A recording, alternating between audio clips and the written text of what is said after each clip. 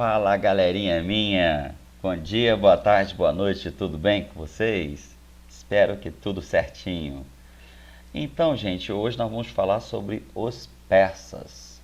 De novo, uma das civilizações mais antigas da história e uma das que ajudaram a influenciar na formação de toda a cultura, não só da região do Oriente Médio, né, que nós chamamos hoje de Oriente Médio, mas até mesmo a civilização ocidental.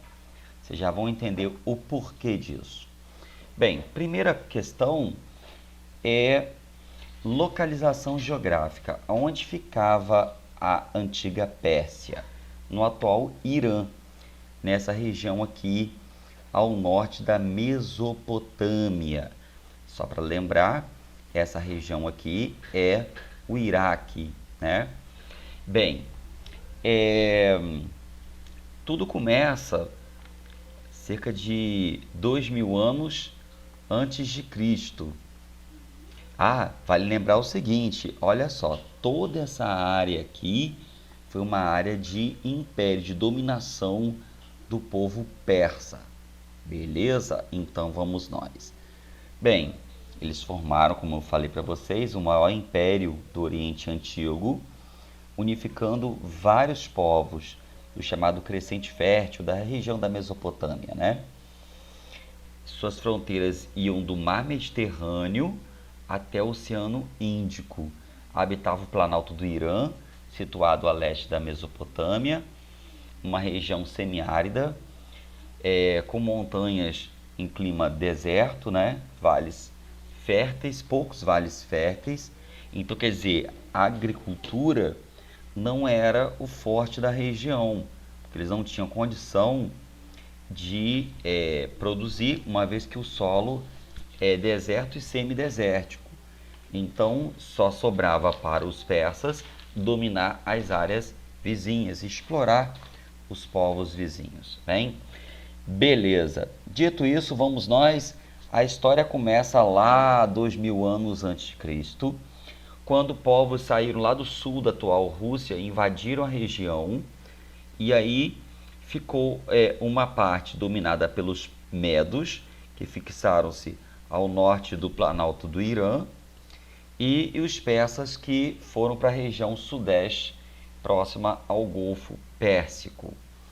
Bem, esses primeiros habitantes eram basicamente agricultores e pastores, né?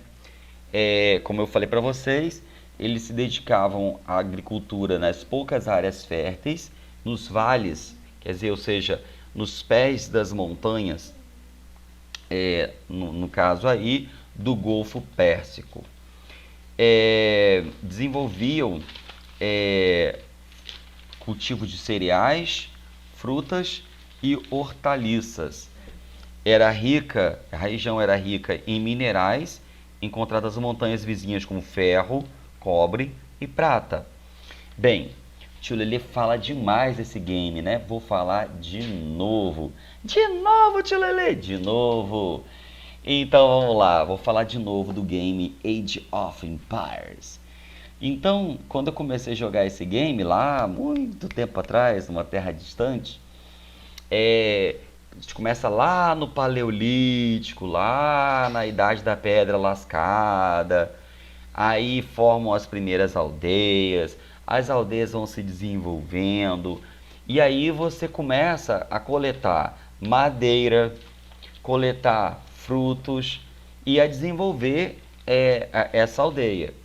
Aí chega um ponto que você precisa de explorar outros materiais, como pedras, como ferro, como cobre. E esses materiais você pode desenvolver ferramentas, armas e depois trocá-las por outros produtos de fora. Eu desanimei um dia que eu já estava com minha civilização bem avançada e outro foi lá e pum, dominou tudo, destruiu tudo, matou minha aldeia toda. Fiquei muito chateado da vida. Bem, gente, vamos voltar aqui ao Império Persa. Lá por volta do século VIII, os medos possuíam um exército organizado, dominava vários povos, incluindo os persas. obrigando-os a pagar impostos. Em 550 a.C., Ciro, do clã persa dos Aquemênidas, liderou uma rebelião contra os medos. Vitorioso, reuniu sob domínio todas as tribos, e aí o Ciro, ele vai unificar essas tribos, unificar essas regiões, e aí vai começar a formar o que nós chamamos de Império Persa. Gente, vale lembrar o seguinte, nessa época, hoje em dia está aqui a minha filha brincando com os brinquedinhos dela aqui, aí ela brinca de comidinha, brinca de um monte de coisas. Naquela época, a criança brincava de quê? De guerrear. Então, desde pequenininha, ela brincava de brigar.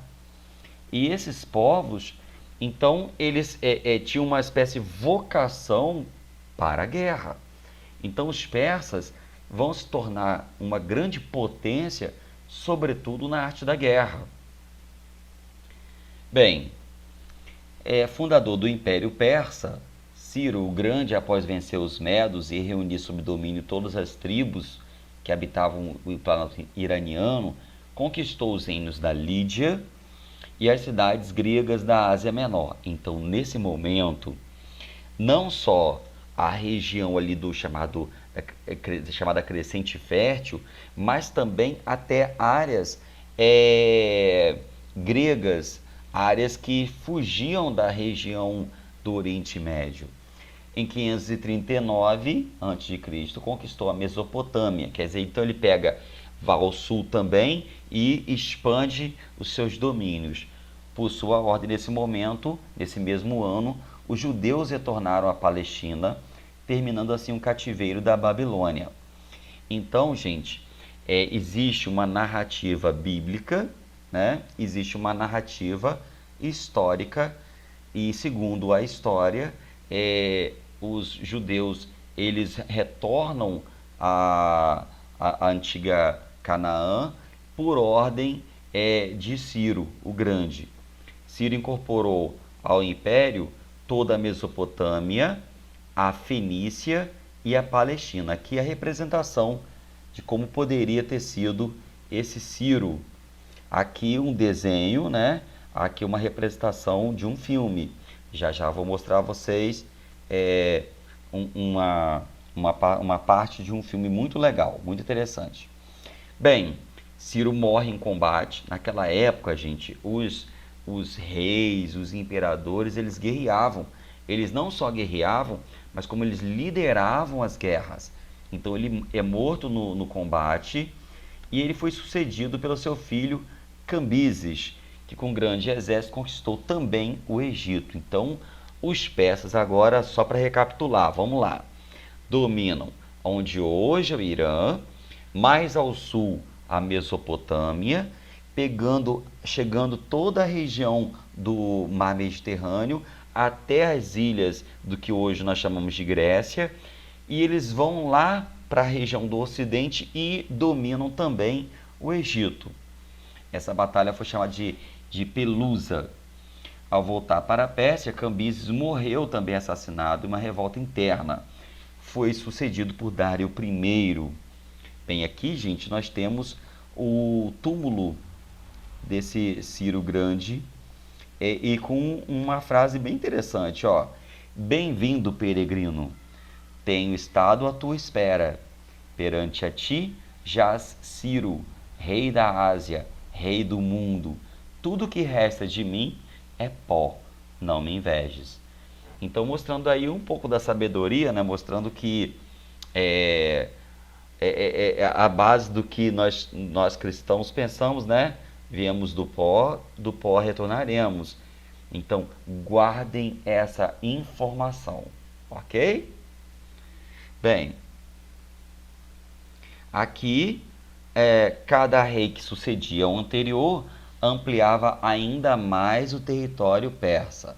Então, nesse momento, os persas são, sobretudo, muito temidos. Então, nessa época aqui, quem dominava tudo, quem era o bambambam, era o Dário I. O apogeu do Império Persa Foi o sistema administrativo persa foi um dos mais eficientes da antiguidade oriental. O Império Persa era governado por uma monarquia absoluta, teocrática, ou seja, o rei ou o imperador, ele era um escolhido pelos deuses. Possuía 4 capitais: Susa, Persépolis, Babilônia e Ecbatana. Tio Lele, eu preciso decorar esses nomes? Claro que não, isso é só um complemento. Aqui, gente, olhem que bacana. Aqui são as ruínas de Persépolis, a antiga capital persa.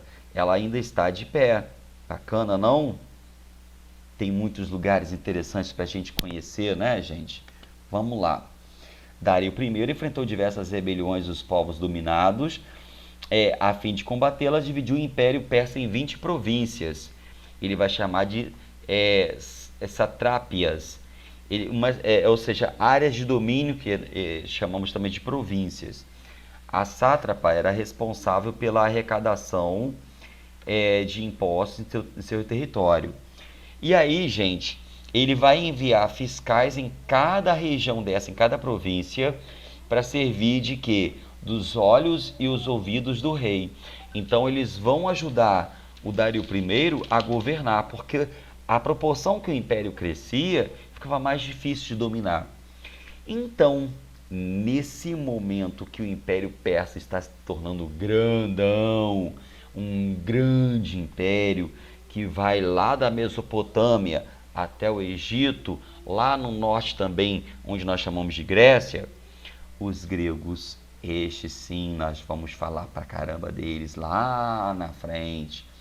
Os gregos, que também tinham uma cultura vocada, ligada à guerra, estão preparando uma rebelião de reconquista. Então, vamos assistir uma partezinha agora? Vamos lá. Então, um trecho do filme 300. Vamos lá. Esse filme, gente, mostra a grande batalha do Dario, né, que era o rei persa. Vamos lá. Uma super produção. Este é o lugar onde os prenderemos. Este é o lugar onde lutaremos. Aqui é o lugar onde eles morrerão. Honrem esses escudos, guerreiros! Lembrem-se desse dia, homens. Pois para sempre ele pertencerá a vocês.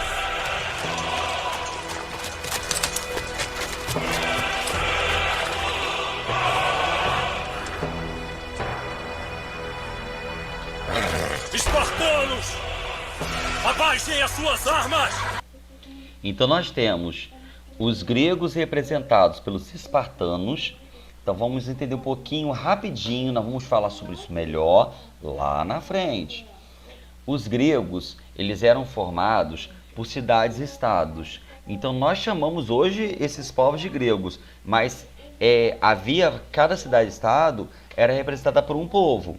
E os espartanos, eles eram de uma cidade-estado chamada de Esparta, e eles tinham uma verdadeira vocação para a guerra. E aqui nós temos o Dario I, né, contra os espartanos. Beleza? Vamos lá.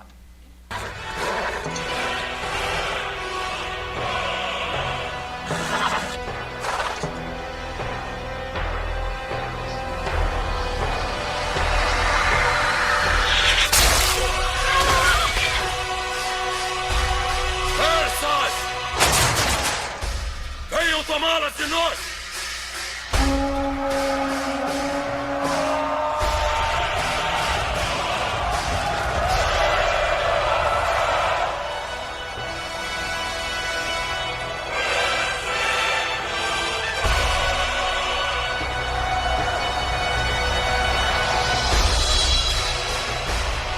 Aguentem!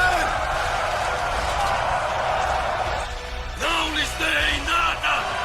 Mas tirem deles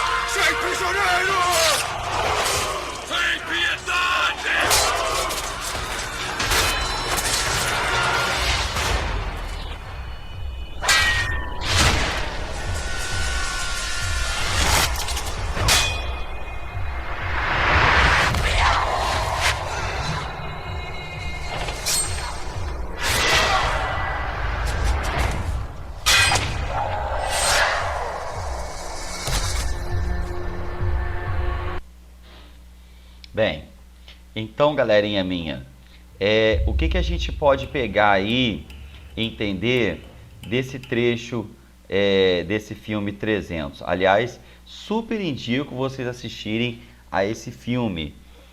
Vejo com o papai e a mamãe, e tem algumas cenas impróprias, o papai e a mamãe passam as cenas e vocês continuam assistindo ao filme, que o filme é muito bom, uma super produção, super indico o tio Lelê assistir esse filme aí. Galera, essa passagem aí mostra um episódio da história que apenas 300 espartanos conseguiram resistir e a ganhar uma parte de uma batalha contra os persas.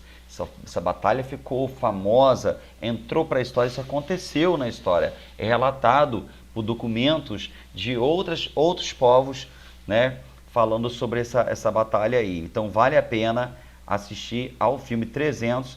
Ele é estrelado por Rodrigo Santoro, né, que é ator brasileiro. Bem, aqui, como o tio Lelê falou, a divisão do Império Persa em 20 satrápias, ou seja, províncias. Aqui era como que eram soldados da época, representados numa figura cravada aí na pedra, certo? Aqui nós temos um mosaico colorido ainda daquela época, representando os soldados.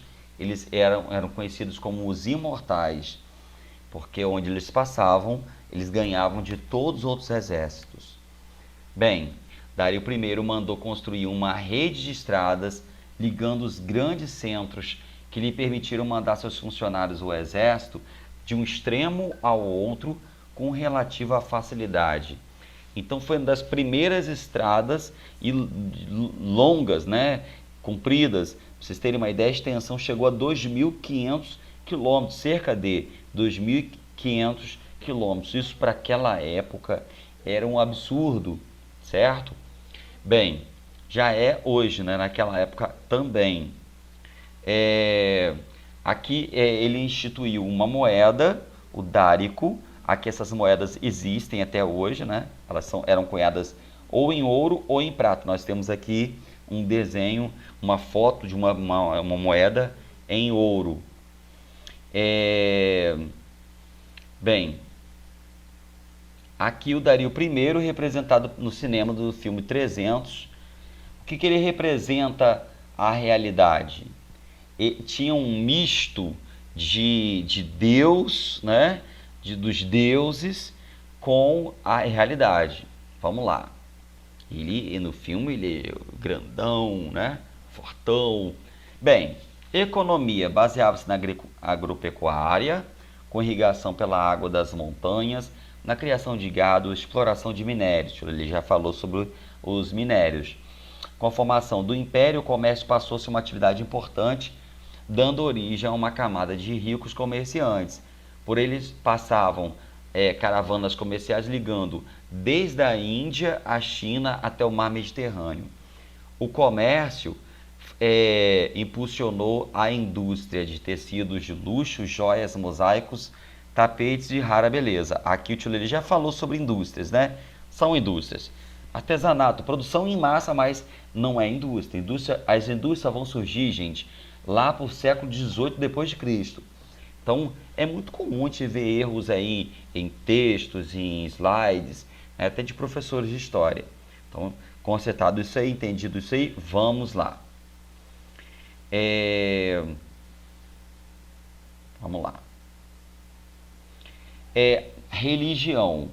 O profeta Zoroastro, ou Zaratustra, criou uma religião dualista que afirmava ser o universo dividido entre um deus mau, o Ahriman, e um deus bom, o Hormuz, que lutam até a vitória do fim do bem. Zoroastro viveu entre 628 e 551 a.C. Nós não sabemos exatamente, né? Então é cerca de... Seus princípios estão contidos no livro sagrado denominado Zend Avestra. Interessante, gente, é que essa religião dos persas, o zoroastrismo, ele foi, segundo historiadores, inspirador do judaísmo e do cristianismo, essa ideia de bem e mal, né? E ainda existe, né? Existem pessoas que são seguidoras, são adeptas dessa religião, beleza? Vamos lá, vamos avançar. Aqui nós temos a figura de Hormuz, né? O deus do bem, e nós temos o profeta, o criador do mazdeísmo ou zoroastrismo. Bem, na cultura, as criações artísticas e intelectuais acabaram influenciando os povos vizinhos. Os persas optaram a princípio pela escrita cuneiforme, nós já falamos sobre ela, né? Só para recapitular, em forma de cunha. Usavam uma cunha, uma placa de argila e faziam marcas. Cada ícone, cada caractere representava uma ideia, né? Ou uma palavra. Bem, essa escrita foi inventada pelos sumérios e foi adotada pelos persas. Bem, na arquitetura, os persas usaram como modelo as construções babilônicas e egípcias, embora os grandes monumentos persas não fossem templos como no Egito, na Mesopotâmia, e sim palácios reais. Aqui nós temos, da cultura, nós temos aqui, ó, tapetes, tecidos, vasos. Até hoje, gente, o tapete persa, ele é o mais caro, um dos mais belos do mundo. O tapete persa não custa barato, até hoje. Mas hoje a Pérsia não existe mais, tá? Hoje a região é o Irã. Bem, o Irã atual é governado por uma teocracia absoluta, representada pelo Ayatollah Ali Khamenei, e o atual rei é o Mohammad Ahmadinejad. Olha só, gente, hoje o Irã, ele é uma teocracia, ou seja, um governo, governo que representa a escolha de Deus, o escolhido por Deus para ser um rei. E a religião lá é o islamismo, não é mais o zoroastrismo como lá na época dos persas. O Irã é controlado por uma cúpula religiosa, quer dizer, um grupo religioso que direciona toda a vida política do país, desde 1979. Bem, espero que vocês tenham gostado da nossa aula e aí tiraremos as dúvidas, faremos exercícios, né, na próxima aula, nossa aula online, beleza? Então, ó, um beijinho nas crianças e até mais!